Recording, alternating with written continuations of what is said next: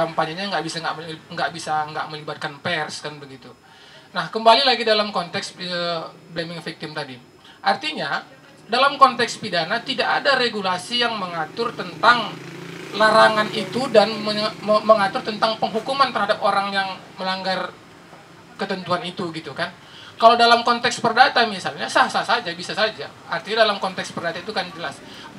Siapapun yang kepentingan hukumnya merasa dirugikan bisa menuntut, ya kan, atas kerugian yang dia alami. Kalau memang misalkan dia merasa kerugian terhadap apa yang dilakukan oleh media tersebut, tentu dia bisa mengajukan gugatan secara perdata karena ada hak privasi dia yang terganggu gitu kan. Itu jelas bisa dilakukan. Tapi dalam sejarah perjalanan aku di dunia hukum ini masih belum pernah kutemukan satu jurisprudensi atau satu proses hukum pun yang pada akhirnya bisa menyentuh itu gitu. Nah, tapi mungkin intinya mungkin begini. Ini salah satu salah satu alasan juga mungkin kenapa nanti kita akhirnya untuk bisa membahas lebih jauh tentang RUU PKS. Mungkin bisa ke situ nanti arahnya. Mungkin di awal itu terima kasih Kak. Saya kembalikan. Oke, tepuk tangan dulu dong buat ketiga narasumber kita pada malam hari ini. Nah, teman-teman sejauh ini teman-teman sudah sudah punya perspektif masing-masing nggak?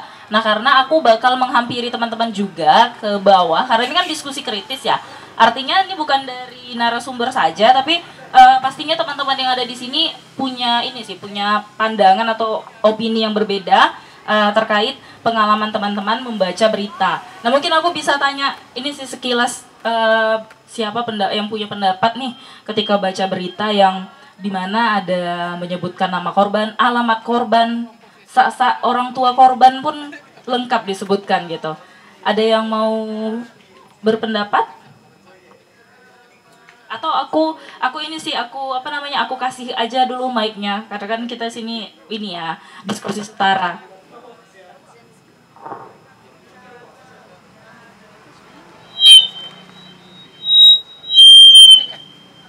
Ya, assalamualaikum warahmatullahi wabarakatuh.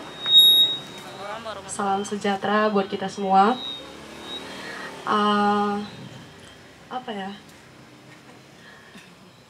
Jadi nih gini Kak, saya pernah membaca sebuah artikel atau di Instagram juga banyak sih dia kayak di Instagramnya Lawan Patriarki Indonesia Butuh Feminis. Saya juga ngikutin yang perempuan hari ini. Mungkin belum mendalam juga sih yang mau saya tanyakan, cuman sedikit saja.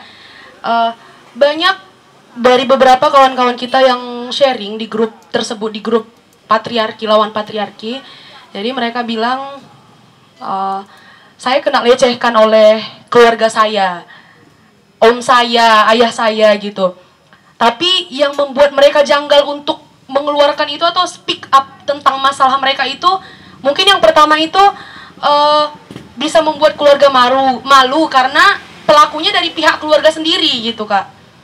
Nah, kira-kira gimana sih Kak caranya biar si korban ini menjadi berani lagi atau menjadi berani speak up lah gitu tentang kejadian yang udah terjadi sama dia gitu. Karena pada dasarnya seperti yang kita ketahui RUU PKS pun belum ditindaklanjuti gitu sampai sekarang ya kan. Malah ada lagi koak-koak di belakang sana ketika RUU PKS disahkan mungkin bakal banyak perempuan-perempuan yang malah kalau kata kasarnya lah, kalau bahasa vulgarnya mengkangkangi laki-laki gitu, merasa eksistensinya atau esensinya lebih tinggi daripada laki-laki gitu. Nah, kira-kira payung hukum yang seperti apa yang patutnya bisa menaungi perempuan yang sudah mengalami kejadian atau kasus yang seperti ini? Karena banyak kita lihat ketika udah speak up malah menjadi korban lagi dia, udah korban lagi seperti yang kita katakan tadi gitu kan Kak. Mungkin itu saja. Wassalamualaikum warahmatullahi wabarakatuh. Terima kasih Ayu untuk pertanyaannya. Itu mungkin bisa ditanggapin oleh narasumber yang ini ya, yang berkenan menanggapi, misalnya kayak Yael yang akhir-akhir ini juga dekat dengan kasus kekerasan seksual. Ada lagi nggak yang mau berikan tanggapan kalau misalnya baca berita nih kan, ini muncul nih, kan biasanya kan kayak babe atau kayak detik.com itu kan langsung kayak ada muncul berita-berita gitu ya. Nah, ada nggak sih yang mau kasih pandangannya sebelum kita masuk lagi nih ke diskusi kita gitu? Mungkin dari abang sendiri? Ya, selamat malam buat kita semua. Mungkin tadi kan ya sebutkan memang efek dari pemberitaan itu terhadap korban bisa pada akhirnya menjadi korban lagi. Nah, memang ada beberapa kasus juga bahwa ketika kita beritakan si korban ini, dia akhirnya terjebak di dalam undang-undang ITE.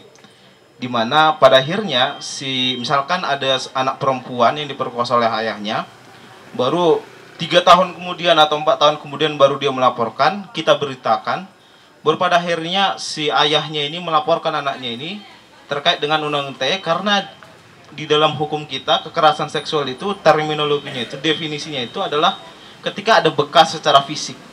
Nah, ini kan secara pulang hukum pun kita masih bolong di dalam sisi itu. Nah, itu bagaimana pendapat dari para pemateri pada hari ini? Terima kasih. Terima kasih Bang. Siapa namanya Bang? Bang Goklas. Oke. Bang Goklas wartawannya